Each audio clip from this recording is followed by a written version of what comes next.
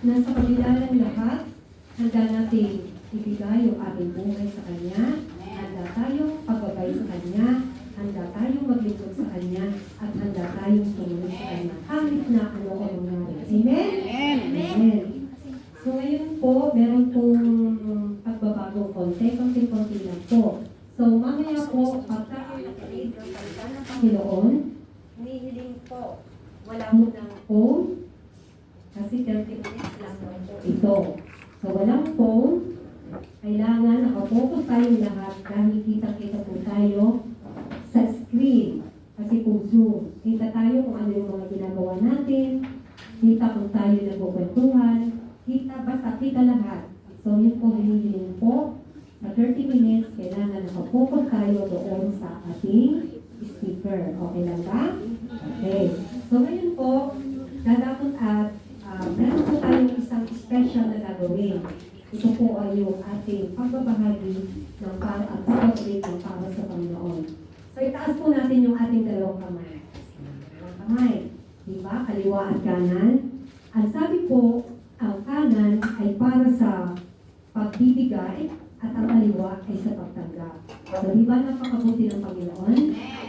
Sabi niya, pagbibigay at pagtanggap. So, ibig sabihin, bless na bless ang mga kamay natin. Pag tayo nagbigay, may babalik sa atin. Pag tayo tumanggap, i-bless tayo. Amen? At kung tayo nagmamahal, tayo'y nagbibigay. So, kung mahal natin ang Panginoon, at mahal na tayo ng Diyos, kailangan ibigay natin ang para sa Kanya, kung saan gagamitin po natin ito para sa pagpapalaganap ng Kanyang salita, at lalo na doon sa mga taong hindi pa nakakakilala sa Kanya. Amen?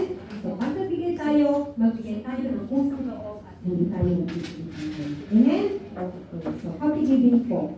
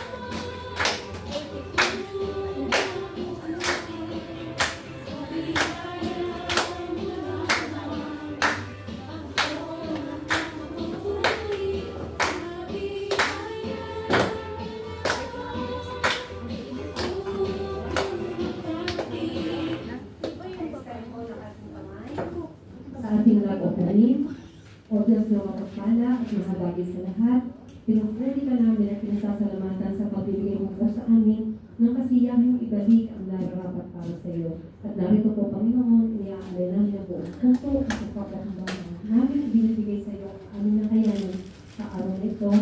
Sa pananalig na ito po ay magagamit sa pagpapalaganap ng iyong banal na salita. At kami pinaniniwala na kami po ay patuloy mong i-bless at pagtatagumpayin mo palagi ang kami buhay. Thank you, Lord, for everything sa kalakasan, sa kalusugan, at sa lahat ng magagandang bagay na ibinibigay mo sa kanya. In Jesus' name we pray. Amen. The Father, the Son, and the Holy Spirit. So ngayon po, mag-focus ng prayer tayo dahil sharing may time. May time pa. Ayan, di rin ang galing ni Lord. Meron pa pala tayo dapat ulit na yung existing. Pero dahil napakabuti ng Lord, pinipigay. So, pag daw po pinagsigawan natin ang blessing na mula sa Lord, lalo po tayo ang bless ng Panginoon. Amen? Para mag-share tayo. Siyempre po, Lord. Living up Siyempre, ang pagsigawan natin yung mga prayer natin na sinasagot namin ni Lord. Natatandaan ba ninyo yung nandun yung Hele? Sa Pentecost? Yung si Dr. Oo. Di ba sabi niya,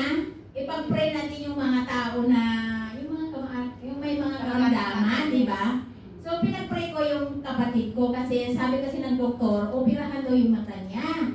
So nalaman ko na lang na hindi na daw siya operahan kasi masalamin na lang daw at may binapasa. Di ba? So, powerful yung healing prayer na yung Dr. Tim. Yung doon kasi ginamit tayo. Kasi naano ko yung pray ko talaga yun. At siyempre, ang number one Lord, I will give and thank you. Praise you, Lord, for the answered prayers. Thank you, sisters, sa mga dalangin na, di ba, sinishare ko sa inyo na yung pinag-pray ko na nasagutan ng amo ko yung gastos ko sa ultrasound at saka sa fine needle aspiration. And thanks God, answer my prayer. Amo ko, alam ba, kayak ako, sabi ko, Ma'am, how much I pay? Sabi niya, no need to pay because you, nasagot na namin kasi nalagaan mo ang aming nanay at nalagaan na rin namin. So, thanks God.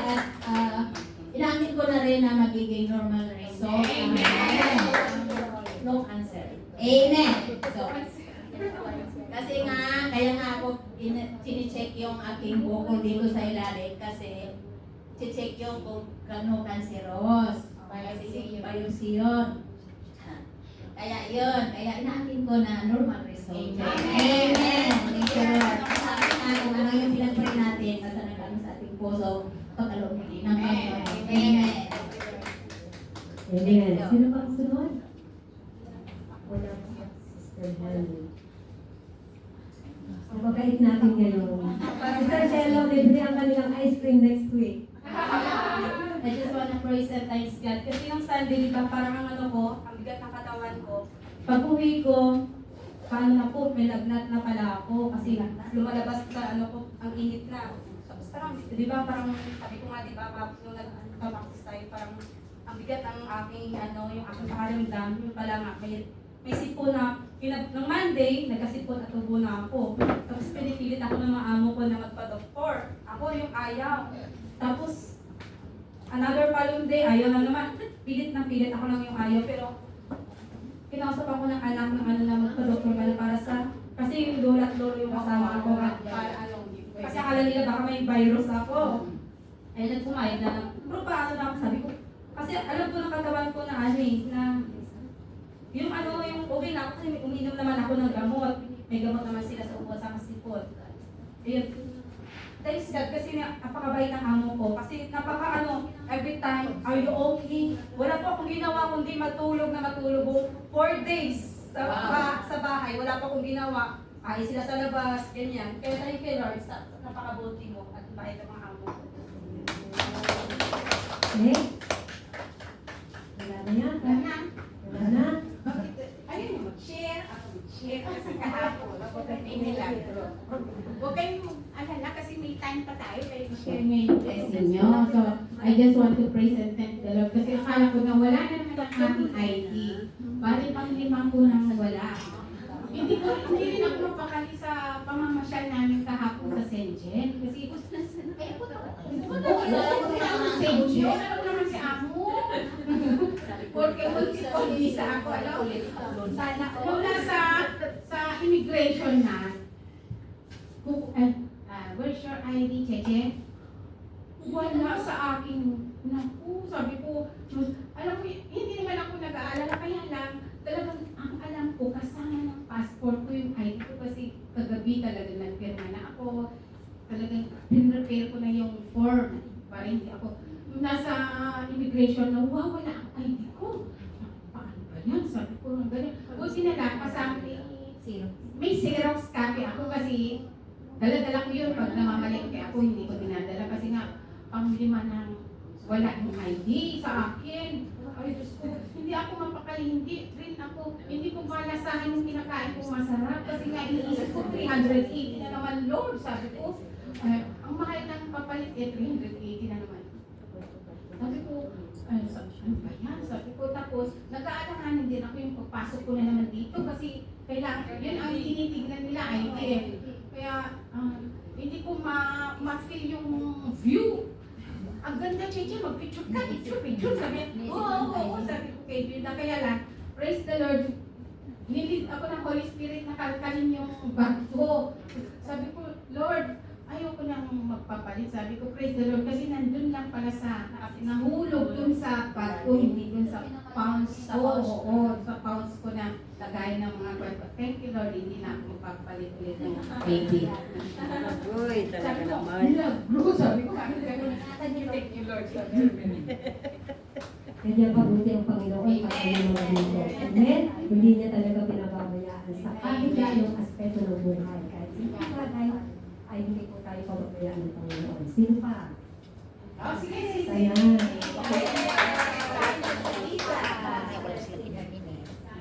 Bless because Kasama niya. sa buong linggo, napakatikat yung mga problema. Pero may maganda nangyayari. Amen. Next week, medical na ng asawa ko. Wow. Pagkakataon. Praise the Wow. Lord. Patuloy lang tayo, sis. At huwag tayong mawawala dito every Sunday at makikita mo na napakaganda ng blessing at plano ng Diyos na nakalaan para sa iyo. Amen? Next. Last. Ayan. Tour labang. I want to present thanks the Lord kasi unang-una ay sa madalawang pagbalik ko dito, binigyan niya ako ng mabait na hangin. Amen. Sobrang talagang bait niya. Kagabi, kwento ko lang, hindi siya talaga hindi siya magalit ba. Nagluto ako ng pagkain ng hapunan ng alaga ko, pero hindi ko naisip na bali pagluto din siya, kasi hindi nga siya kumakain minsan. Nagsasabi siya na huwag na nakapagluto, ayun na plate.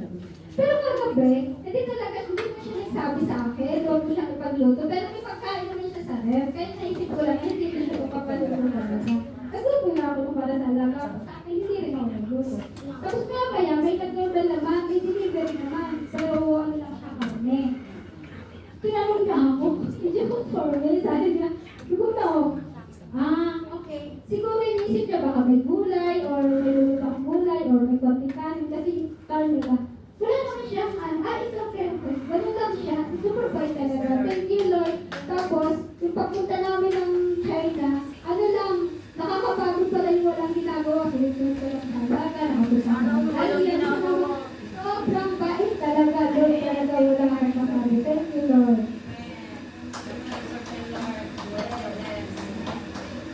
May time pa naman ako.